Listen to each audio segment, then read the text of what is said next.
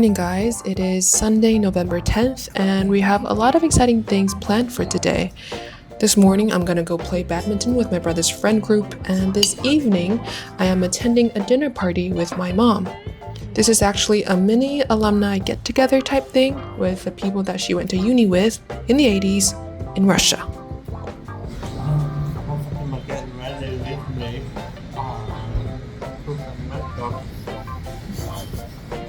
What should you do? My nose.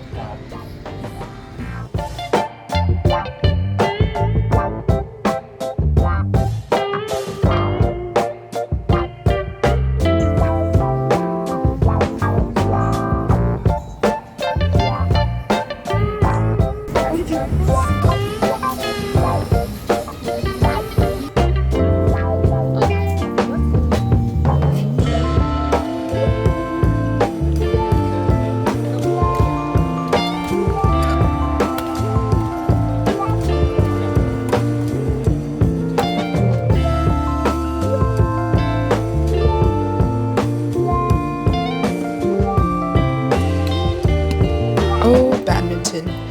If you ever meet a person that grew up in Vietnam, high chances are they probably know how to play badminton.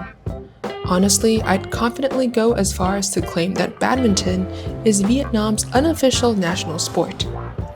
What I love about it is that you don't need that much equipment, just you, a racket, and some shuttlecocks, some nimbleness, and a positive attitude, and you're basically good to go. I played badminton last weekend too, and the last time I played before that was probably a solid 8 to 10 years ago, but surprisingly, the instincts come back pretty quickly, just like riding a bicycle. I guess you can take the girl out of badminton, but you can't take badminton out of the girl.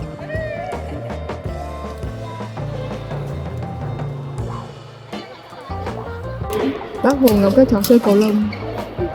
Các thanh niên ưu tú của bác. It's a taro flavored milk drinks. Korean, but not very Korean. You've tried it before? Yeah, I've tried multiple times. It's like my favorite out of all the flavors. They Oh. are like bananas and light banana.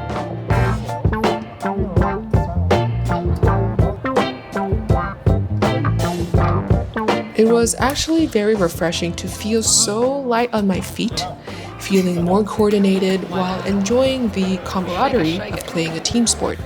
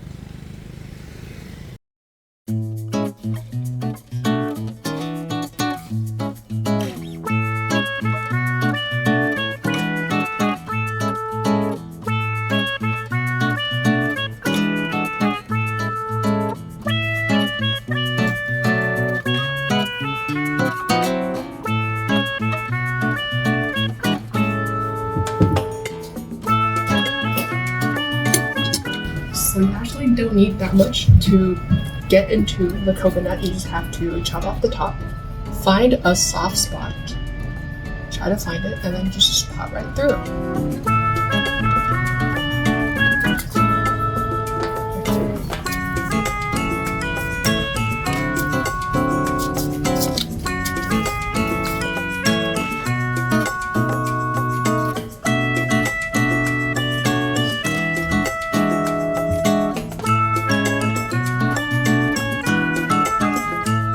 you see how the coconut is divided into thirds down here? Along these cracks will be the weak points of the coconut, and you want to take a strong blade, use the back of the blade, and try to hit around this part of the coconut on one of these lines. It should break.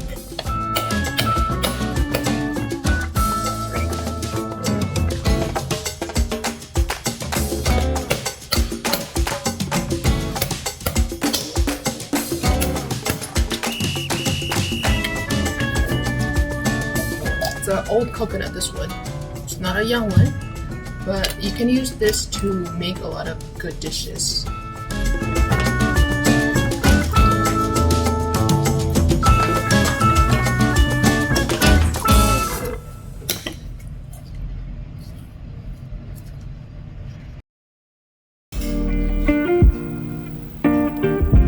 Okay, so for dinner today, I am in charge of mashed potatoes, and my mom is in charge of borscht.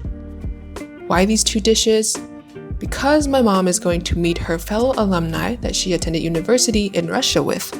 So our plan is to make some Russian-themed dishes for this potluck. The backstory on my mom is that she is a pediatrician and she actually attended pediatric university in St. Petersburg, Russia in the 1980s. After graduating high school, she attended 1 year of Russian language training here in Hanoi before being sent straight into 6 years of medical school in Russia, and of course, to be entirely taught in Russian. Can you imagine that? Learning a whole new language in all of 1 year and then having to jump straight into a medical program. For me, I've studied English my entire life and I still struggled with my unit program, let alone with a brand new language that I've only had 12 months to study. The program was basically fully funded by the Russian government, and back then, because Vietnam was going through a rough patch in the 80s, to put it mildly, getting this ticket to be trained abroad is on par with winning the golden ticket to go to Charlie's Chocolate Factory. So of course, if you're qualified to go and you get picked to go, then you go.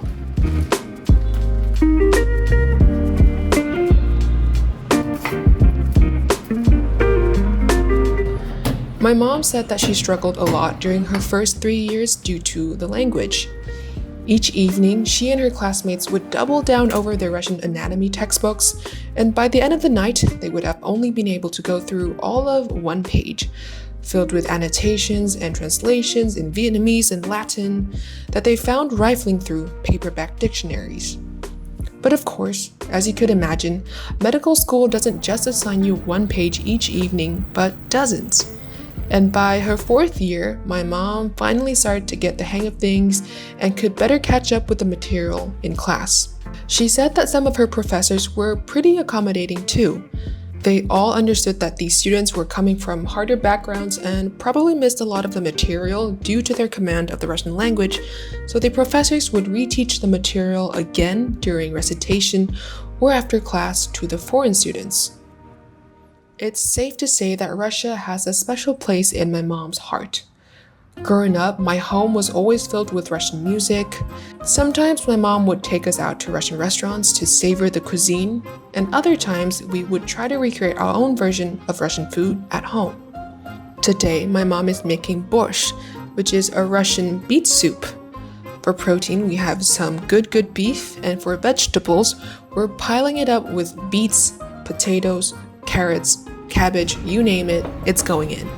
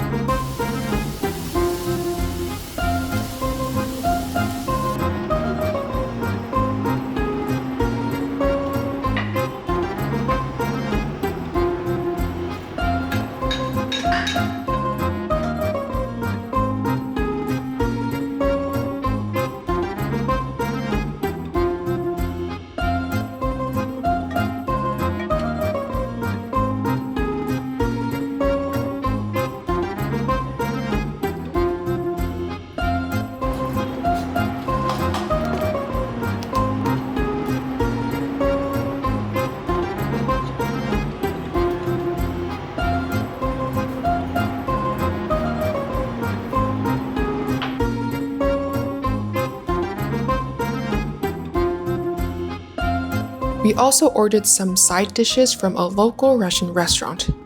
This is chlieb, which is a Russian rye bread, and it is traditionally baked with a lot of coriander seeds all over the top, which is what gives it its signature flavor.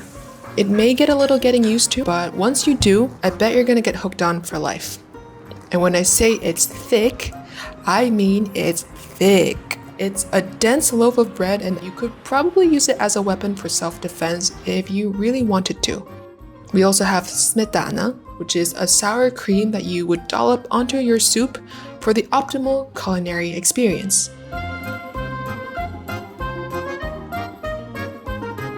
For dessert, we ordered this Napoleon cake, which is made of many layers of puff pastry with a whipped pastry cream filling and more pastry crumbs.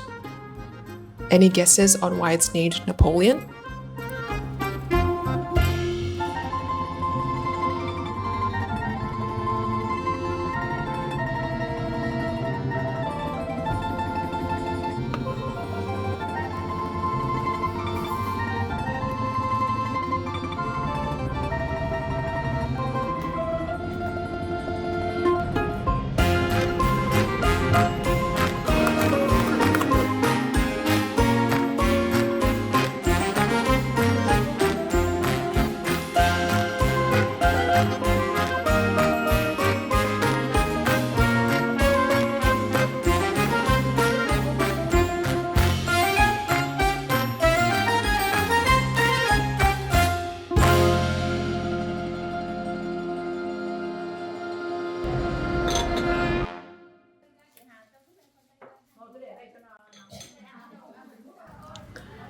I've actually been tagging along with my mom to her reunions for quite some years now. And the reason I enjoy going and hanging out with my mom's friends so much is that I love stories, and where else to hear a bunch of stories one after the other than at one of these reunions. When I was younger, the form of stories that I enjoyed were fantasy novels like Harry Potter and their Hunger Games, but as I grew older, they started to morph into memoirs, autobiographies, interviews, and the likes. And at events like these, I get to listen to live stories. These ladies all have at least 30 to 40 years of life on me, and I love listening to things that they've experienced and figured out in all of those years.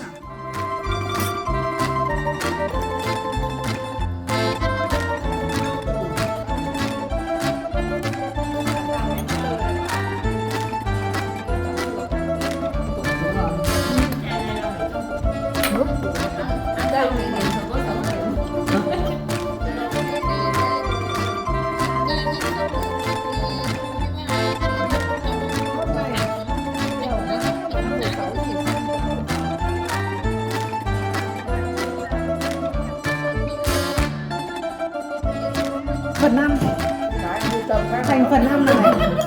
Nếu mà nó đang 10 mét thì không đúng thật.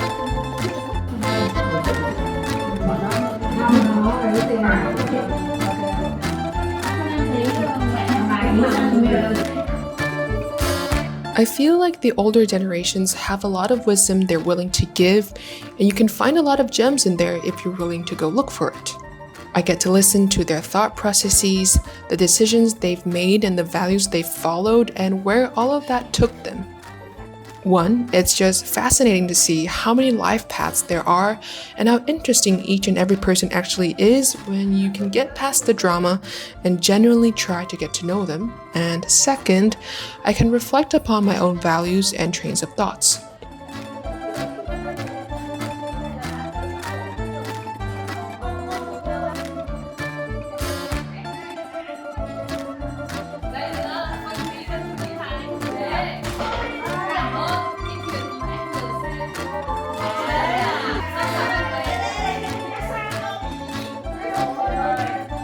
If I hear a story and that person has similar values or beliefs as I do, and if they did follow through with all those values, it's almost as if I get to see myself 3 or 4 decades from now, and I can decide right now whether or not that is the person that I want to become. And if so, whether I should keep pursuing my current values or adjust them so that I can put myself more on the path that will help me express what I believe to be the optimal version of myself. The added bonus is that they like to tell stories and I like to listen, and at gatherings like these, I don't really have to talk too much because their wisdom just automatically spills. The adults enjoy being seated while I enjoy getting to run around, whether that be to set the table or boil water and serve tea. So overall, I'd say it's a win-win situation. So what have I realized from this particular gathering? Please bear in mind that this is a gathering of doctors, so a lot of things revolve around the topic of health. My personal takeaway is that everyone seems to be exactly who they believe themselves to be. If you believe that you're healthy, you're gonna be healthy. If you believe that you're sick, you're gonna be sick. If you're physically pretty healthy, but you keep on diligently arranging for your own posthumous preparations, as if you're gonna die soon, then eerily enough, that may just be what you will bring upon yourself. On the other hand, for those who have challenged themselves to believe in bigger and better things, have also experienced that for themselves. So I guess what's limiting us is perhaps our willingness to believe in ourselves, our willingness to believe in others, to believe in optimal versions of people, places, and things, deep down at a subconscious level.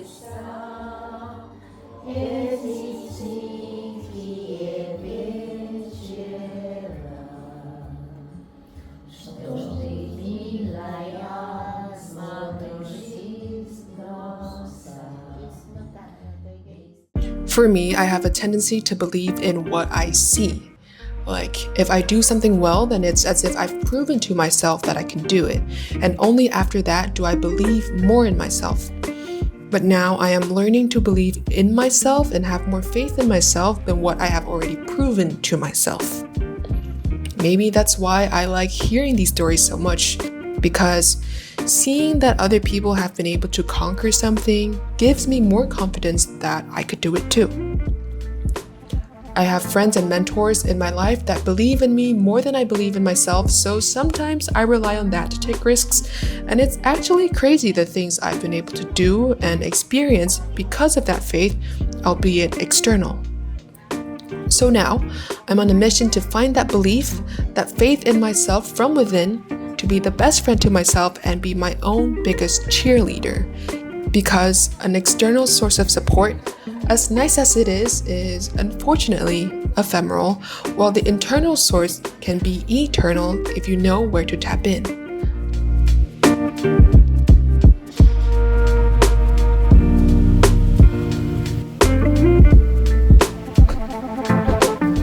And that's all for today, guys. I hope you've enjoyed this vlog. I definitely enjoyed filming it. You guys have a wonderful week, and I'll catch you in the next one. Bye!